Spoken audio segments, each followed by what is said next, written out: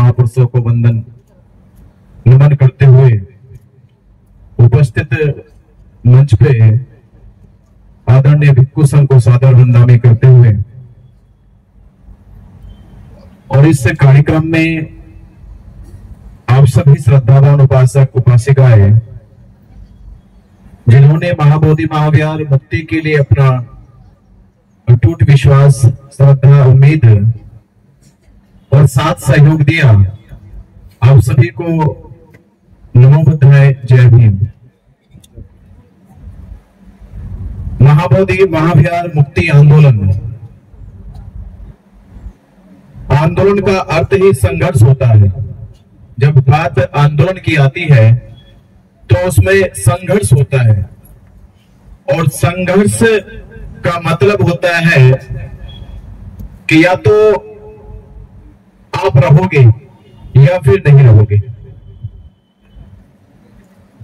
बीच में कुछ नहीं होता। उसमें या तो जीत जाओगे या फिर मिट जाओगे। संघर्ष का मतलब ही ये है, आंदोलन का मतलब ही ये है, या तो जीत जाओगे या फिर इसमें मिट जाओगे। बीच में कुछ नहीं बचने वाला। हाँ, बीच में जो बच गया तो समझो वो गद्दारी करके। तो बीच वाला है, उसका अर्थ ये है कि वो जो बच गया, क्योंकि संघर्ष में या तो जीतेगा या मिट जाएगा, बचता नहीं वो। बचने का मतलब तो है कुछ गद्दारी कर गया। इसलिए तथागत बुद्ध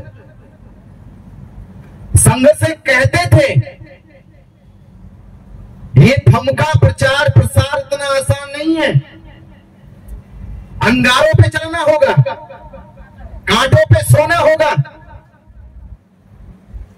धूप की तपेड़ें झेलनी होगी, और इससे भी ज्यादा तो ये होगा कि जब धम्म का प्रचार प्रसार करोगे लोगों की धारणाएं टूटेगी, लोग विचलित हो जाएंगे, लोगों के पैरों के तले की जमीनें खिसकने लग जाएगी, क्योंकि वो लोग परंपरावादी है, वो लोग आस्था पे टिके हुए लोग हैं, और आप उनकी बुनियादें जाकर हिलाओगे, आप उनकी धारणाएं तोड़ोगे, आप उनको सत्य का ज्ञान सिखाओगे, वो बर्दाश्त नहीं करेंगे। ऐसे किस्म के लोग होंगे जो पहले तुम पर हंसेंगे, तुम्हारी मजाक बनाई जाएगी, तुम्हारी निंदा करेंगे। तो संघ कहता है तथागत ये इतनी बड़ी बात नहीं है। भिक्षु का अर्थ यह है, भंते का अर्थ यह है कि जिसे किसी भी प्रकार का भय ना रहा हो, जो भय से मुक्त हो गया, वही तो भंते भिक्षु है। तो हे तथागत आपने सिखाया, इससे कोई फर्क नहीं पड़ेगा मेरी प्रशंसा कौन करता है, मेरी निंदा कौन करता है। बस फर्क इस बात से पड़ता है कि मेरा रास्ता आज भी धम है और कल भी धम होगा और आखिरी समय भी धम होगा। बुद्ध ने कहा मैं केवल इतना नहीं कह रहा हूं कि इतना ही लोग करेंगे, इतना भी करेंगे वो। अगर तुम उनकी चुगली निंदाओं से नहीं घबराए तो वो लोग गालियां देंगे, वो लोग तुम्हें लाठी से भी मारेंगे, डंडों से मार मार के भगाएंगे। ये कौन आ गए दुनिया में, ये परिवर्तन करेंगे, ये युग बदलेंगे, ये इतिहास रचेंगे, क्योंकि ये दुनिया बहुत ही मूड है। परिवर्तन कहना चाहते हैं पर करना कोई नहीं चाहता। ये संसार बहुत ही जड़ हो चुका है, पुरानी दीवारें हैं इनकी, आसानी से नहीं गिरा सकते। गिराओगे तो दुश्मनी मोड़ ले लोगे। इसलिए 134 साल से लड़ाई लड़ रहे, बस लड़ाई लड़ रहे। लड़ाई लड़ना नहीं है, लड़ाई जीतने की बात होनी चाहिए। तो संघ कहता है तथागत इतने से भी अगर होता है तो उससे भी हम नहीं घबराएंगे। लाठी चलाए, लाठी मारे, भगाए, ये कोई बड़ी बात नहीं है। तथागत ने आखिरी में कहा, वो उतने सीधे साधे लोग नहीं है, बड़े शैतान हैं, जान से भी मार देंगे आपको, आपका कत्ल कर देंगे।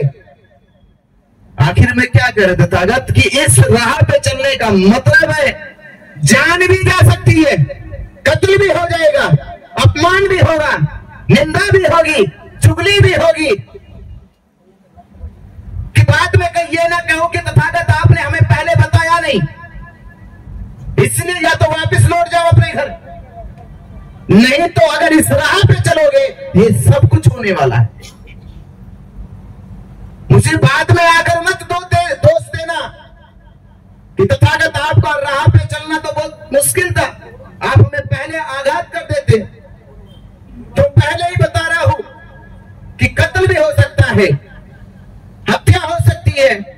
तो संगो कहते हैं, हे तथागत आपने ही बताया है संसार में हर एक चीज अनित्य है, सब नश्वर है, नष्ट होने वाली है, और जब जन्म हुआ तो मृत्यु भी होने वाली है।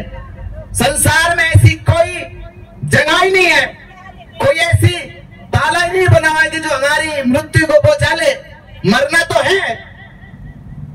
और इस राह पे चलते हुए, धम के पद पे बढ़ते हुए, धम का सुमरण करते हुए, धम का उपदेश देते हुए अगर मृत्यु भी हो जाए तो हे तथागत ये तो हमारे लिए निर्वाण होगा, मृत्यु नहीं होगी, ये निर्वाण का मार्ग होगा। तो तथागत ने तब कहा कि अब आप चल सकते हो। ये आंदोलन उसी की कड़ी है, महाबोधि महाज्ञान मुक्ति के लिए। आपको एक जिक्र और मैं करूं, आज से 3 वर्ष पहले, 3-3.5 साल पहले सम्मेद शिखर झारखंड में जैनियों का तीर्थ स्थल है, आदिवासी कहते हो हमारा तीर्थ स्थल है, हमारे पूर्वजों ने उसको बसाया, हमारे पूर्वज सदा उसी पे रहते आए हैं। तो आदिवासियों का, जैनियों का, दोनों का संघर्ष था। हम बौद्ध भिक्षु का उतना बड़ा त्याग नहीं जितना जैन मुनि का त्याग होता है, ये मानते हो? ये तो कहने को मैं भी कह दूंगा बौद्ध भिक्षु का बड़ा त्याग होता है, हमसे बड़ा त्याग होता है जैन मुनि का। जिसने वस्त्र तक त्याग दियो, जिसका किसी भी वस्तु संपदा से कोई लगाव न रहा हो, वो नग्न अवस्था में जैन मुनि सड़कों पे थे।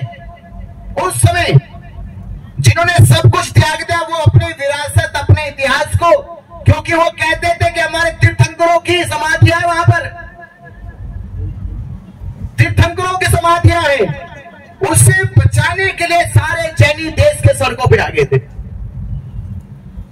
जैन मुनि आ गए, जैन व्यापारी आ गए, महिला, बच्चे, पूरे देश में भर भर के सड़कें चल रही थी, जिनको भारत में कहते हैं कि संख्या ही कहां उनकी, थोड़ी सी संख्या भी लाखों में दिखाई देती कि जैन लोग लाखों की संख्या में सम्मेद शिखर को बचाने की लड़ाई लड़ रहे थे। और भारत में बहुत कितने, उनसे 10, 50, 100 गुना ज्यादा। और वैसे भी बहुत हम लोग जागरूक लोग, और जागरूक लोग कह रहे हमारा महाबोधि महाविहार मुक्त करो। बाबा साहब अम्बेडकर कह रहे कि अधिकार मांगने से नहीं मिलेंगे, क्या करना होगा? और हम क्या करें? हमें महाबोधि महाविहार दे दो, हे बाबा हमें महाबोधि महाविहार दे दो। मतलब इतनी बड़ी संख्या, इतनी बड़ी ताकत, इतनी बड़ी शक्ति, और उसके बाद भी 134 साल से दुनिया का एक ऐसा आंदोलन। राम मंदिर का फैसला तो सुप्रीम कोर्ट कहते कहते चले गए कि राम के सबूत नहीं है, साक्ष्य नहीं है, गवाह नहीं है, अवशेष नहीं है।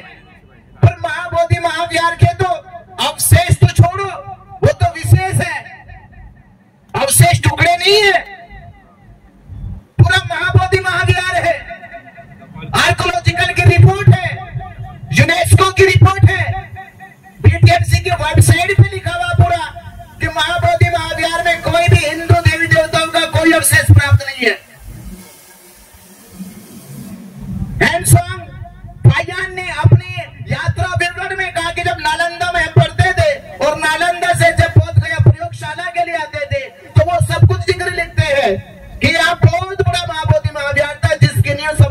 सामने रखी। 2300 वर्ष पुराना इतिहास, और हमें एक बंदे के कहने से चक्कर में आगे वो कहता कि ये जमीन मेरी है। हमने तो ये भी कहते चल जमीन तेरी होगी, हमें क्या पता जमीन कौन सी है। हम तो महाबोधि महाविहार की बात कर रहे हैं। तो कौन सी जमीन की बात कर रहे हो, जमीन लेके जा। हम महाबोधि महाविहार की बात कर रहे हैं, और महाबोधि महाविहार ऐसी कोई चीज नहीं जो बेची गई होगी और तुम्हारे दादा परदादाओं ने खरीद लिया उसको, क्योंकि उन महंतों का पहला जो दस्तावेज आया वो 1607 ईस्वी में आया, और महाबोधि महाविहार बना 1607 ईस्वी के समय जब वो दाखिल कर रहे थे, उससे पहले बना वो 1900 साल पहले। आज तो 300 साल हो गए, और जब उन्होंने दाखिल किया था 1607 ईस्वी में, उससे 1900 साल पहले महाबोधि महाविहार बना है। तो तुम तो 1900 साल के बाद आए हो, तुम्हारा अता पता भी नहीं था। और ये फायदा इसलिए उठाया कि 1600 ईस्वी के समय भारत में बौद्ध नहीं थे, भारत में बौद्ध नहीं था। वही कहना 1949 में जब 6 जुलाई 1949 को पीटी एक्ट बना, तब भी भारत में बौद्ध नहीं थे। और फिर वो कहावत सिद्ध होती है कि अंधों में काना सरदार है,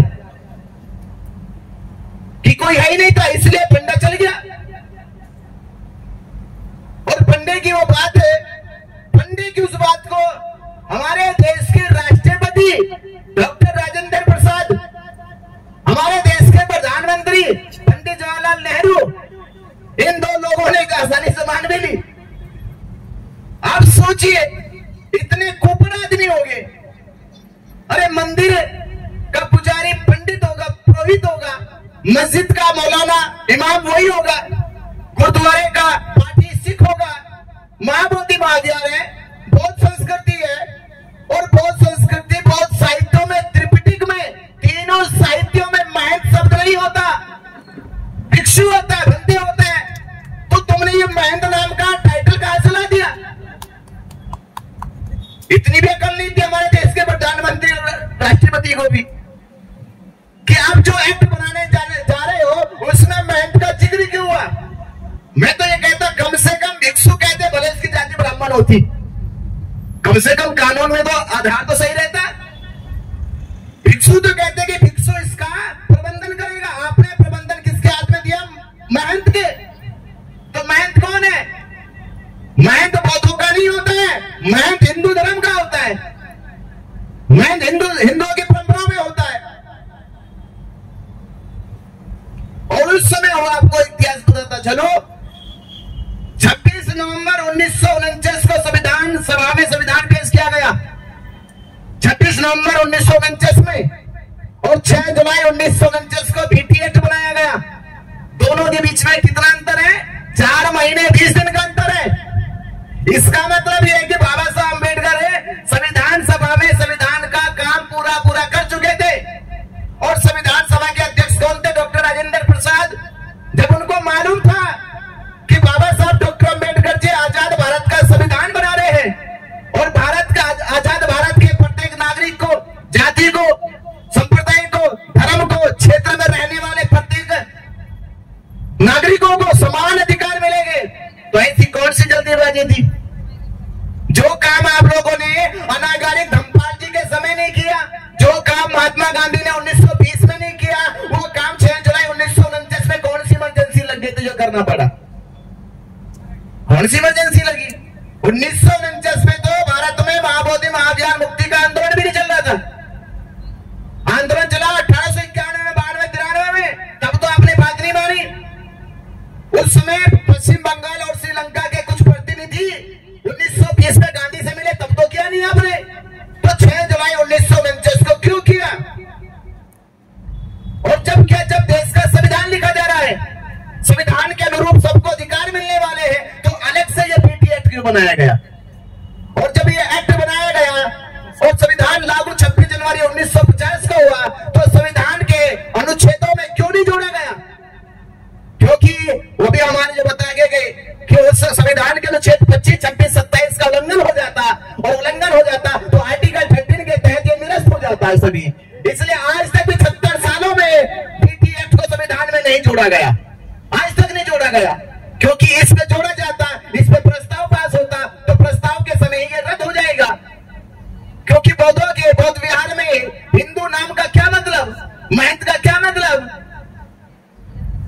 धार्मिक आधार पे धार्मिक समानता स्वतंत्रता छीनी जा रही है, रद्द हो जाना चाहिए था, पर आज तक भी इसको रद्द नहीं किया गया। और इस एक्ट को संविधान में ना जोड़ के बिहार के राज्यपाल और मुख्यमंत्री की शक्ति के अधिकार में रखा गया केवल। यानी चाहे तो वो एक ही घंटे में निरस्त कर सकते हैं, इसको दोनों लोग कर सकते हैं, दोनों लोगों के पास पावर है, या फिर सुप्रीम कोर्ट कर सकते हैं। और आज तक भी 134 साल से लड़ाई लड़ी जा रही है, ये लड़ाई लड़ी जा रही है 134 साल से, और कब्जे में 400 साल से लड़ाई लड़ी जा रही है 134 साल से, और हमारे से कब्जे में लिया गया था ये महंतों के कब्जे में 400 साल से। 400 साल से आज तक महाबोधि महावीर बौद्धों को नहीं मिला। आप देख सकते दुनिया का इतना बड़ा कोई आंदोलन होगा कि 400 साल से किसी का प्रमुख धर्म स्थल किसी के कब्जे में हो, किसी का हो। अरे कम से कम हमसे अच्छे मुसलमान है, कम से कम वो ये कह सकते दुनिया वालों से कि हम कैसे भी जीते हो, कैसे भी रहते हो, और कम से कम मक्का मदीना में शान से तो जाते हैं, वो कह सकते हैं दुनिया वालों से।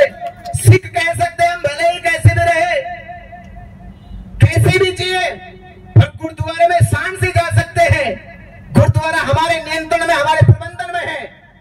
ईसाई कह सकते हैं यरूशलेम वेटिकन सिटी का चर्च हमारा है, हिंदू ने जबरदस्ती ले लिया, और सैकड़ों मंदिरों में कह सकते हैं वो तो हमारे हैं।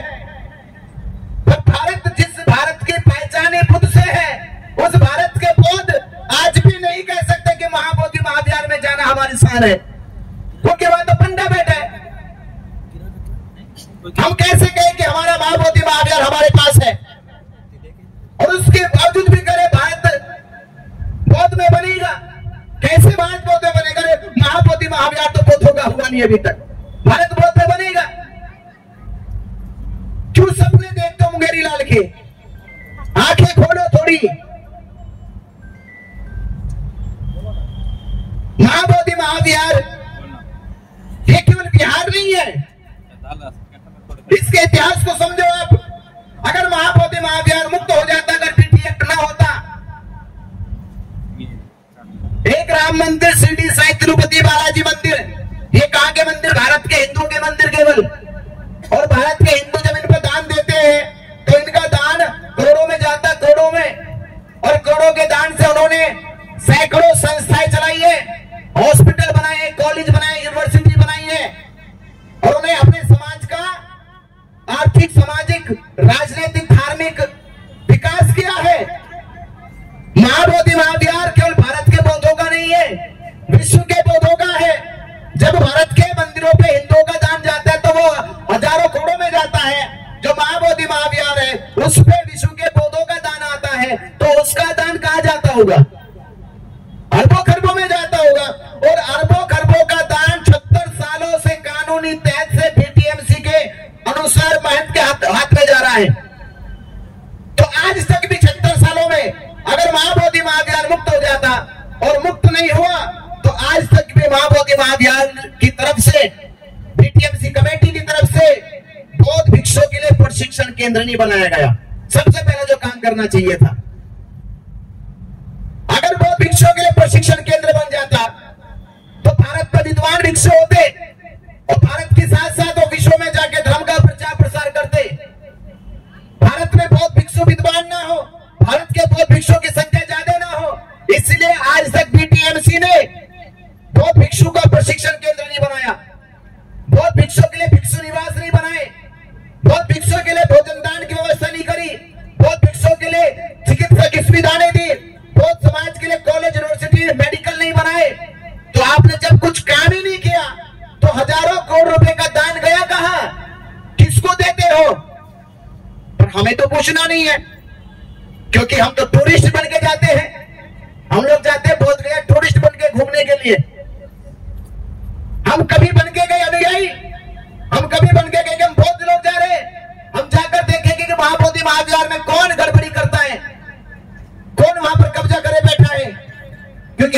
मतलब नहीं है। देख मीडिया पंडित बैठे श्राद्ध कर रहे, पिंडदान कर रहे, आरती उतार रहे, घंटी बजा रहे, हमें क्या लेना देना, क्योंकि हम तो मरे भी कौन के लोग हैं।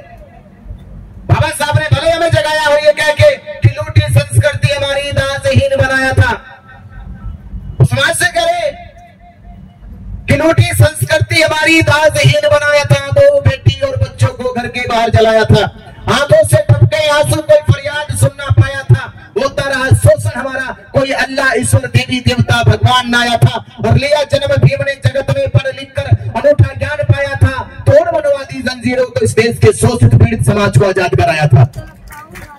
बाबा साहब ने तो करा दिया आजाद, उन्हें तो जगा दिया हमें, पर हम तो आज भी जगने के बाद से मस नहीं हो रहे। महाबोधि मां हिंदुओं ने जबरदस्ती ले लिया, सुप्रीम कोर्ट कहता चला गया ना शेष है ना अवशेष है, ना सबूत है ना गवाह है, फिर भी सुप्रीम कोर्ट कह रहा राम मंदिर में भारत के करोड़ों हिंदुओं की आस्था और भावना का सवाल है। ये सवाल ऐसे पैदा नहीं हुआ, उन्होंने सवाल पैदा किया है।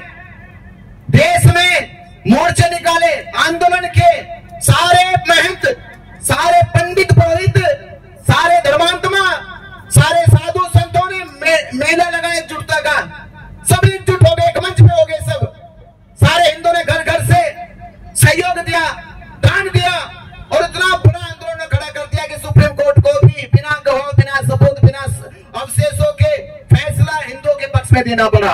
इसे कहते ताकत, इसे कहते ताकत। मराठों ने 4 दिन में सरकार को कह दिया कि आरक्षण मिलेगा, चार दिन में केवल, और हम 134 साल से लड़ रहे, यानी जो उनका है भी नहीं था वो भी प्राप्त कर लिया। हमारा तो महाबोधि महावीर तो भी नहीं मिल पा रहा हमें। क्यों नहीं मिल रहा? इसका कारण यह है कि भारत के पौधों के पास ताकत नहीं है, शक्ति नहीं है, जागरूकता नहीं है, एकता नहीं है, मजबूती नहीं है। और जब तक शक्ति पैदा नहीं करोगे, ताकत पैदा नहीं करोगे, एकजुटता पैदा नहीं करोगे, जागरूकता पैदा नहीं करोगे, तो 134 साल का ख्वाब भी छोड़ दो, 1000 साल पहले का ख्वाब और देखोगे, 1000 साल तक भी मुक्त नहीं होने वाला ऐसे। और एकता दिखाई, शक्ति दिखाई, ताकत दिखाई, जागरूकता दिखाई, तो 134 साल छोड़ो, हमने कहा आने वाली 12 फरवरी 2026 तक हमें जेल जाना क्यों पड़ा? क्यों 68 दिन जेल में रहे? फर्जी मुकदमे लगाकर क्यों जेल में भेजा प्रशासन ने? क्योंकि उसको मालूम था इनके पास ताकत नहीं है, इनके पास शक्ति नहीं है, जेल चले जाएंगे, कोई कुछ करने वाला नहीं है। क्योंकि महाबोधि महावीर अब तक इनसे मुक्त नहीं हुआ। एक भिक्षु जाए, 10 भिक्षु जाए, कुछ नहीं करने वाले।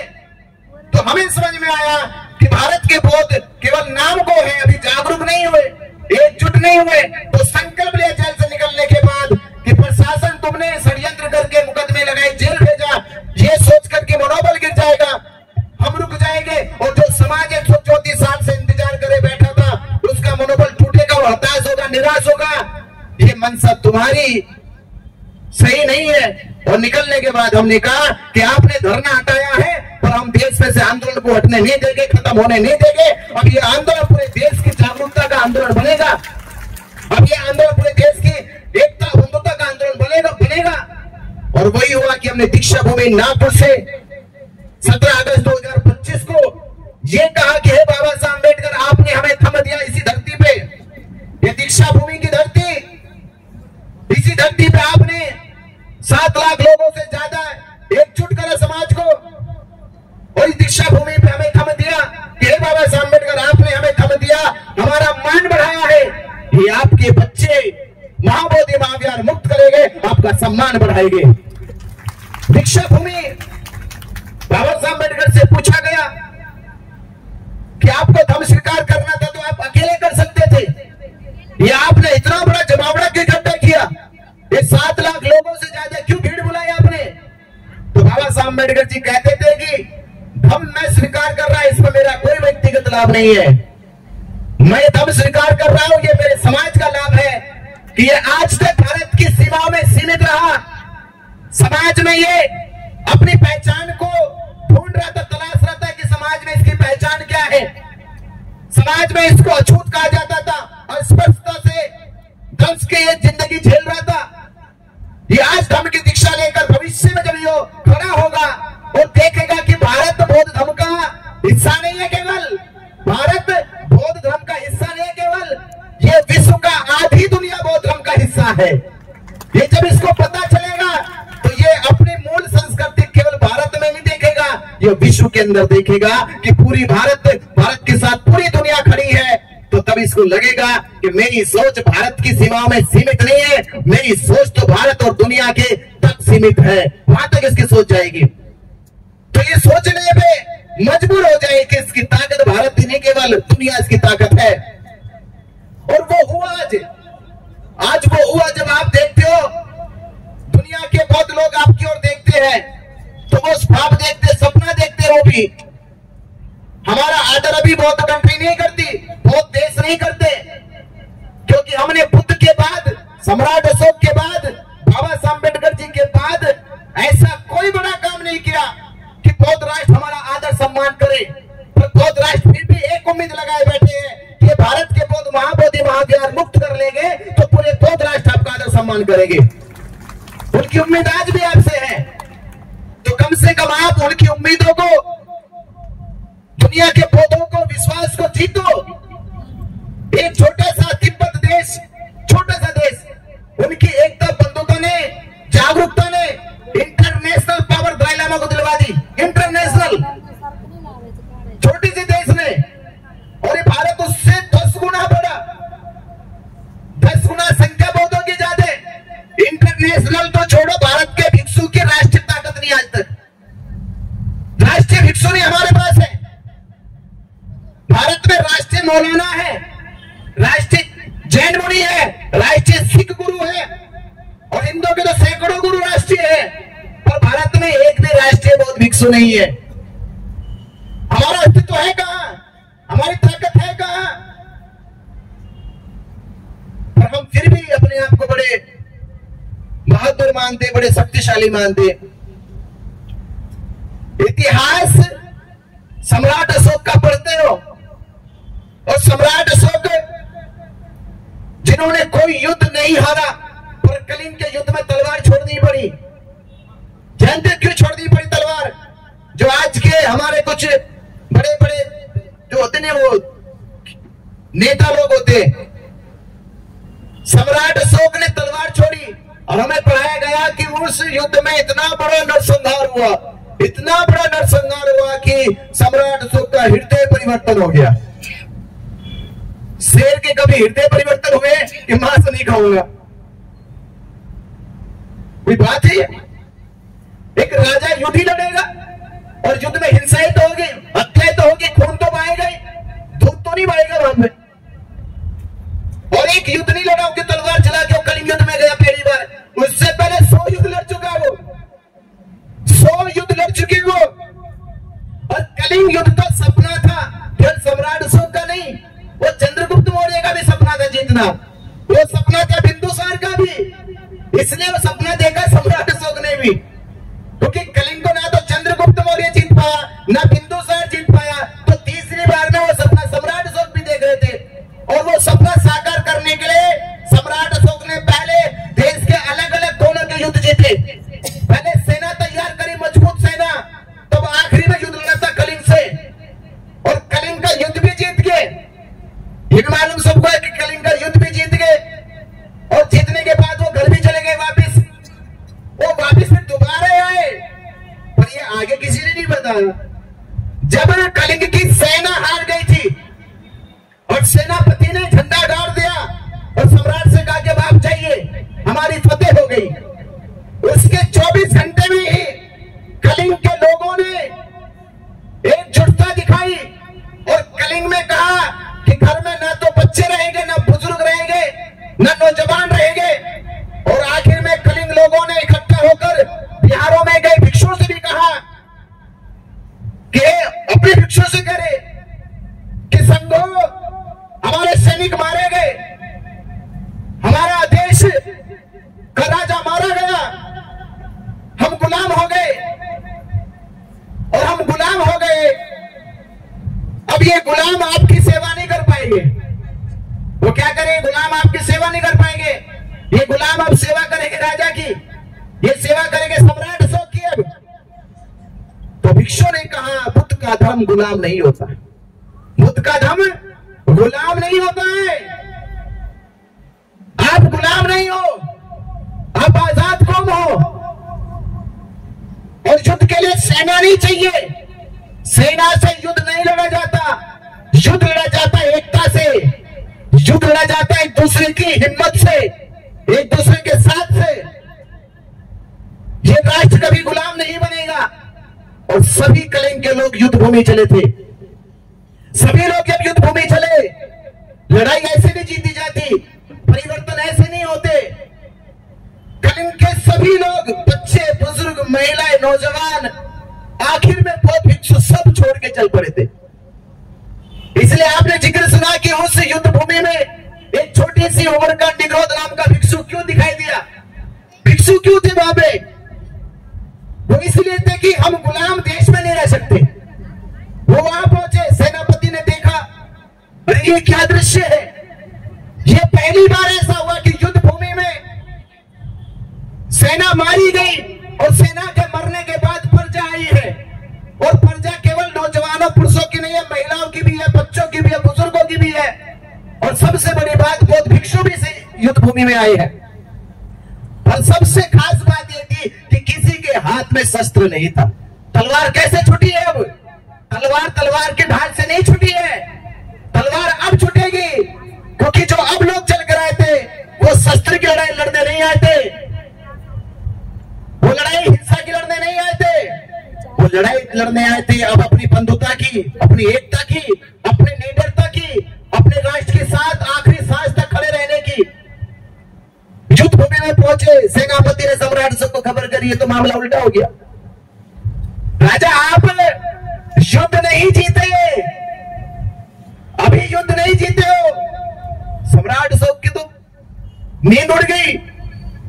उसने क्या किया, वो कहता कि युद्ध भूमि तो भर गई फिर से, पूरा कलिंग राष्ट्र के लोग यहां पहुंच गए हैं। सम्राट अशोक वहां पहुंचा और देखा नजारा कुछ और था। ऐसे किसी का हृदय परिवर्तन नहीं हो सकता। ये पहली बार देख रहा सम्राट अशोक की सेना कितनी बड़ी उन्होंने हराई, पर इनको कैसे हराओ जिनके हाथ में शस्त्र भी नहीं है, तलवार भी नहीं, ढाल भी नहीं, इनसे कैसे लड़ूं मैं? तो बौद्ध भिक्षु की ओर देखता कि बौद्ध भिक्षु कोई प्रतिकार किसी का नहीं, तो जितने जख्मी थे, जितने मरे हुए थे, उनकी सेवाओं में लगे हुए थे, सब उनकी सेवाओं में लगे हुए थे।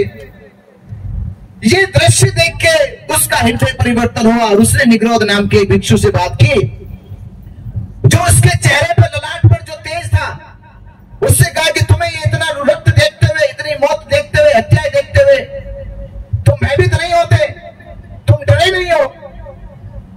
तो उन्होंने जवाब दिया, महाराज ये डर आपके चेहरे पर दिखाई दे रहा जो मुझसे पूछ रहे हो।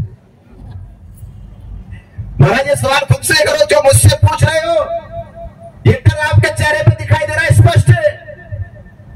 और मुझे किस प्रकार का भय?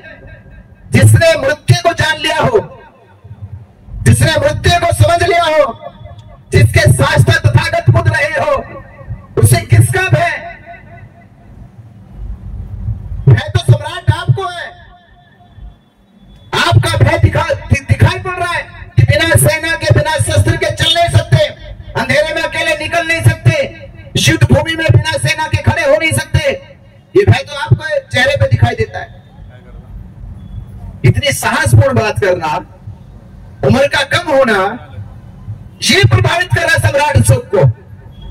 तो सम्राट अशोक ने पूछ ही लिया कि कौन सी ताकत है तुम्हारे साथ, कौन सी शक्ति है तुम्हारे पास? तो तब उन्होंने कहा कि हमारे पास भले शस्त्र ना हो, भले सेना ना हो, भले हमारे पास पराक्रमी सेनापति ना हो, पर हमारे पास इन सबको जीतने वाला धम हमारे पास है, धम की ताकत हमारे पास है, धम की शक्ति हमारे पास है। जिस धम ने हमें लीडर बनाया है, जिस धम ने हमें संघर्ष के समय एक दूसरे का साथ देने का साहस सिखाया है। तो तब सम्राट अशोक को लगने लगा कि सम्राट अशोक आज अपनी लड़ाई जीत के हारा था। आज सम्राट अशोक अपनी जीती हुई लड़ाई हारा और उसने तलवार छोड़ दी कि जो ताकत, जो निडरता इस तलवार से मैं रखकर नहीं ला पाया, ये निग्रोध नाम का छोटा भिक्षु, तलवार इसके पास नहीं है, सेना इसके पास नहीं है, शस्त्र इसके पास नहीं है, पर वो निडरता और भय मुक्त इसके चेहरे पे दिखाई दे रहा है। इसका मतलब तलवार में ताकत है, तलवार में ताकत नहीं है, ये तलवार बेकार है, वो तलवार छोड़। ये धम्म में ताकत है जिन्होंने इनको निडर बनाया है। इसलिए वो धम्म की शरण में गए, तो इसलिए कहा जाता है अशोका विजयदशमी नहीं है, वो धम्मा भी अशोका विजयदशमी होती है। यानी अशोक के उस, जिसे उनको पहले चंडाल कहते थे, वो प्रियदर्शी बने वागे। तो ये सबक हमें सीखना चाहिए। जब कोई युद्ध लड़ा जाता है, जब कोई क्रांति होती है, उस क्रांति में केवल एक या दो नहीं होते, जब तक वो पूरा समूचा समाज साथ ना खड़ा हो जाए तब तक वो लड़ाई जीती नहीं जाती है। तो अगर महाबोधि महाविहार की लड़ाई जीतनी है तो भारत के बौद्धों को एकजुट होकर, जागरूक होकर संकल्प लेना होगा कि जब तक महाबोधि महाविहार मुक्त नहीं होगा तब तक हम मरेंगे नहीं, तब तक नहीं मरोगे। और पहले मर गए, महाबोधि महाविहार मुक्ति के बाद मरना चाहते हो? पहले कौन मरना चाहता है? महाबोधि से पहले कौन मरना चाहता है? और मुक्ति के बाद? मुक्ति बाद सभी मर जाओगे, कौन बचेगा? फिर कोई नहीं बचेगा। तो कम से कम मैं एक चीज कहता हूं कि बुद्ध काल में हमारा जन्म नहीं हुआ, बुद्ध को हमने देखा नहीं, बुद्ध के उपदेश सुने नहीं। आपने सुने किसी ने? बुद्ध को देखा? बुद्ध को साथ चले कभी? तो कम से कम ये कमी हमें खलती है, महसूस होती है। पर फिर भी आपका जीवन धन्य है, इस पीढ़ी के लोगों का जीवन धन्य है। जो आंदोलन 134 साल से लड़ा जा रहा और जीता नहीं गया, इस समय की पीढ़ी के लोग धन्य हैं। ऐसे लोगों का जीवन धन्य है जिनको महाबोधि महाविहार मुक्ति का आंदोलन का हिस्सा बनने का मौका मिला है।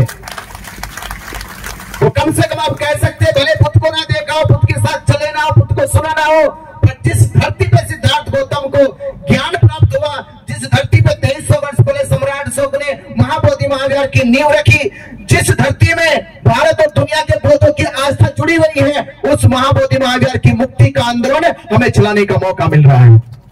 ये जीवन धन्य हो गया आपका कि आप इतने बड़े आंदोलन का हिस्सा बन रहे हो और आने वाली पीढ़ी कम से कम वो आंख उठा के लोगों से कह सके कि मैं उस परिवार से और खानदान से ताल्लुक रखता हूं जिन्होंने महाबोधि महाविहार मुक्ति का आंदोलन चलाया था, उसे उठा के कह सके।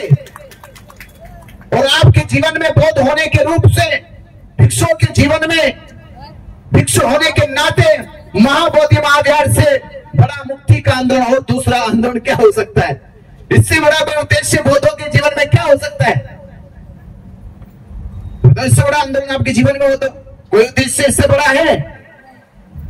इतना बड़ा उद्देश्य आपको मिला है। और ये मैं कहता हूं मौका, कहते हैं कि एक गणित, एक मैथमेटिशियन होता है कि एक बार की हार, दूसरी बार की हार, तीसरी बार की हार नहीं होती है, तीसरी बार की जीत होती है। ये गणितज्ञ है, एक बार हो गई, दो बार हो गई, तीसरी बार नहीं होती है, तो तीसरी बार जीत होगी। और जीत का ये प्रमाण मैं दे रहा हूं कि पहला आंदोलन अनागारी धम्मपाल जी ने चलाया, तो पंडित पुरोहितों ने ये कहकर के श्रीलंका से आए हैं आंदोलन को कमजोर कर दिया। दूसरा आंदोलन नागार्जुन मदन सोए ससाई ने चलाया, तो पंडित पुरोहितों ने ये कहकर के वो जापान से आए हैं आंदोलन को कमजोर कर दिया। अब को तो उनसे ये भी नहीं मुंह से निकल रहा, वो पहले हार चुके, क्योंकि ये आंदोलन अब अनागारी धम्मपाल श्रीलंका से आए, जापान से आए, तो अब ये भी नहीं कह सकते कि श्रीलंका, जापान, थाईलैंड, बर्मा से चल रहा। अब तो ये आंदोलन महाबोधि महाविहार की मुक्ति का भारत से चल रहा है। तो कई सारे सकारात्मक जुड़ाव हो चुके। ये पहले आंदोलन चला तो सोशल मीडिया नहीं था, खबर फैलते फैलते महीनों लग जाते थे। आज तो सोशल मीडिया की इतनी बड़ी ताकत है कि इन चंद 6-7 महीनों में ही महाबोधि महाविहार मुक्ति का आंदोलन देश और विदेश में फैल गया है। ये सोशल मीडिया की ताकत है। आप लोग मीडिया के बंधुओं ने इस मैसेज को पूरे देश में पहुंचा दिया है। 12 तारीख को 12 लाख आह्वान पूरे देश में मैसेज चला गया था, तैयारी करी थी, इसलिए प्रशासन की जड़ें हिलने लगी। उसने कहा कुछ ना कुछ साजिशें करो, कुछ ना कुछ षड्यंत्र बनाओ, और षड्यंत्र बनाया उन्होंने। एक के बाद एक षड्यंत्र, एक के बाद एक षड्यंत्र बनाते गए। पहला षड्यंत्र उन्होंने मेरे खिलाफ 4 मार्च को किया था। 4 मार्च को मुकदमा करा उन्होंने। वो मुकदमा किस बात पर की? पहली बार किसी भिक्षु ने जाके पंडों से पूछा कि किसकी अनुमति से आके बैठे हो, किसने इजाजत दी है तुम्हें ये कर्मकांड करने की? जिस कर्मकांड, अंधविश्वास, पाखंड, रूढ़िवादी परंपराओं का तथागत बुद्ध ने 45 साल तक विरोध किया, जहां संसार को बुद्ध ने सत्य, तथ्यात्मक ज्ञान सिखाया, विज्ञान का स्वरूप सिखाया, उसी संबोधि की धरती पर वो पंडित पुरोहित घुसकर पाखंड, अंधविश्वास कर रहे और लंबे समय से कर रहे। और हम लोग तो टूरिस्ट थे, हमने पूछा नहीं, और एक बार पूछा गया जब, तो इतने पूछने पे कि किसकी अनुमति से बैठे हो, किसने इजाजत दी है, और जो कर्मकांड करते हो पिंडदान का, इस पिंडदान के कर्मकांड की जो हिंदू शास्त्रों में अनुष्ठान विधि है, वो विधि का स्वरूप बोध गया में नहीं बल्कि यहाँ से 15 किलोमीटर दूर जो विष्णुपद मंदिर है उसमें पूरा होता है। तो देख लो, तुम्हें अकल होनी चाहिए, कम से कम जो अनुष्ठान कर रहे हो उस अनुष्ठान की विधि तो पूरी करो। इस विधि का शास्त्र लिखा गया है विष्णुपद मंदिर में, वहां जाके करो, या किसने भेज दिया तुम्हें? इतना पूछने नहीं पाई, प्रशासन के पास चले गए सारे पंडे इकट्ठे होके कि हमें महाबोधि महाविहार में आके हमें धमकी दी गई है, हमें खदेड़ने की बात की गई है, हमें मारने की बात की गई है। केवल पूछ लेने पर ही उन्होंने मुकदमा कर दिया, मोबाइल बंद करा दिए, कैमरा बंद करा दिए। इसका मतलब यह कि कैमरा बंद होना, मोबाइल बंद होना, कि आप अब तक देश के बौद्धों से छिपा रहे थे कुछ। अब भारत के बौद्धों ने देख लिया कि किस तरह से पंडित पुरोहित महाबोधि महाविहार की आड़ में ये कर्मकांड पाखंड करने का काम कर रहे हैं। इनकी पोल खुल गई, पर्दाफाश हो गया है, और सरकार उनके इस झूठ पर पर्दा डालने की कोशिश कर रही है, पर ये पर्दा डलने वाला नहीं है। ये बात पूरे देश के बौद्धों को पता चल गई है, उन्होंने मुकदमा लगाया। अलग बात है, बुद्ध पूर्णिमा के समय राज्यपाल को बुलाकर शिवलिंग की पूजा कराई गई कि बौद्ध भड़क जाए, दंगा हो जाए। 13 तारीख को बौद्ध उपासकों के ऊपर हमला हुआ, जय श्री राम, जय हनुमान के नारे लगाए गए, उसका विरोध हुआ तो झूठे मुकदमे लगा के जेल भेजा गया कि हमने सर फोड़ दिया है, सर की हड्डी तोड़ दी है, पसली तोड़ दी है, दांत तोड़ दिए, गला तोड़ दिया है, यानी अटेम्प्ट टू मर्डर 307 का मुकदमा बना, और 307 के 4 मुकदमे बनाए गए। 4 मुकदमों की रिपोर्ट 15 दिन में पुलिस ने, मेडिकल ने पेश की, और जब पेश की गई तो 15 दिन में पता चला ना तो दांत टूटा, ना हड्डी टूटी, ना पसली टूटी, कुछ भी नहीं हुआ। सीसीटीवी कैमरे की रिपोर्ट भी मांगी गई तो वो नहीं दी। तो जब कुछ नहीं हुआ तो 15 दिन के बाद बेल क्यों नहीं दी? 68 दिन बाद बेल मिली, और 16 बार पुलिस से कोर्ट ने रिपोर्ट मांगी, 16 बार। एक एक केस में 4-4 रिपोर्टें मांगी गई। इतनी रिपोर्टें तो किसी के मरने के बाद भी नहीं मांगी जाती है जितनी इसमें बिना फर्जी मुकदमे मांग ली गई थी। ये केवल इसलिए था कि हम जेल में रहने से मनोबल टूट जाए, तो ऐसा नहीं हुआ है। और आज देश के बौद्धों में जागरूकता, ये मनोबल बढ़ा है कि महाबोधि महाविहार इस बार मुक्त होगा, और वो तारीख होगी 12 फरवरी 2026 की। तो हम सब लोगों को मिलकर संकल्प लेना होगा कि धम्म संवाद यात्रा के माध्यम से हमें 2 ही काम करने हैं। भारत के बौद्ध जिस दिन जागरूक होकर एकजुट हो जाएंगे, और वो संकल्प हमने लिया कि आने वाली 12 फरवरी 2026 तक इस आंदोलन का 1 साल हो जाएगा, तो 1 साल के इस वर्ष में हम लोग भारत के बौद्धों को जागरूक करके एकजुट करेंगे, और फिर कहेंगे सुप्रीम कोर्ट से भी कि आप वो फैसला फिर दोबारा दोहराए कि राम मंदिर के कोई सबूत नहीं, कोई गवाह नहीं, कोई साक्ष्य नहीं, फिर भी राम मंदिर में हिंदुओं की आस्था और भावना जुड़ी गई है, इसलिए उनके पक्ष से फैसला सुनाया जाता है। हमारे पास तो आर्कियोलॉजिकल की रिपोर्ट भी है, पूरा महाबोधि महाविहार है, बुद्ध की 4.5 फीट की मूर्ति भी है, आपके यूनेस्को जो वर्ल्ड हेरिटेज का जो वो देता है प्रमाण पत्र, उसकी रिपोर्ट भी है, उसकी भी रिपोर्ट है, सर्वे है, पीटीएमसी की जो वेबसाइट है उसका भी सर्वे है कि महाबोधि महाविहार में कोई हिंदू देवी देवता का अवशेष नहीं है, कोई अवशेष नहीं है।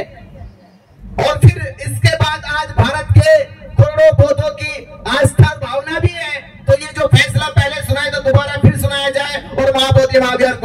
मुक्त कराया जाए और बीटी एक्ट रद्द कराया जाए।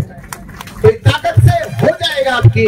बस आपको इतना ही करना होगा, इन 5, 6, 7 महीनों में भारत के बौद्धों के साथ जुड़कर अपनी वंदनाओं में, अपने धर्म प्रचार प्रसार में, अपने किसी भी माध्यम से लोगों को बताओ बीटी एक्ट रद्द होना चाहिए, महाबोधि महाविहार मुक्त होना चाहिए और भारत के बौद्धों को जागरूक होकर एकजुट होना चाहिए। तो वो तारीख होगी कि 1 तारीख होगी, 1 स्थान होगा और भारत के बौद्ध एकजुट होंगे, उस दिन महाबोधि महाविहार मुक्त होगा। तो आपने मेरी बात को ध्यानपूर्वक सुना, आपका बहुत बहुत साधुवाद, धन्यवाद। और हम सब एकजुट होकर एक साथ मिलकर लड़ेंगे और एक साथ मिलकर जीतेंगे। आपका बहुत बहुत धन्यवाद। जय भीम, नमो बुद्धाय। महाबोधि महाविहार मुक्त करो, महाबोधि महाविहार मुक्त करो, महाबोधि महाविहार मुक्त करो, बीटी एक्ट रद्द करो, बीटी एक्ट रद्द करो।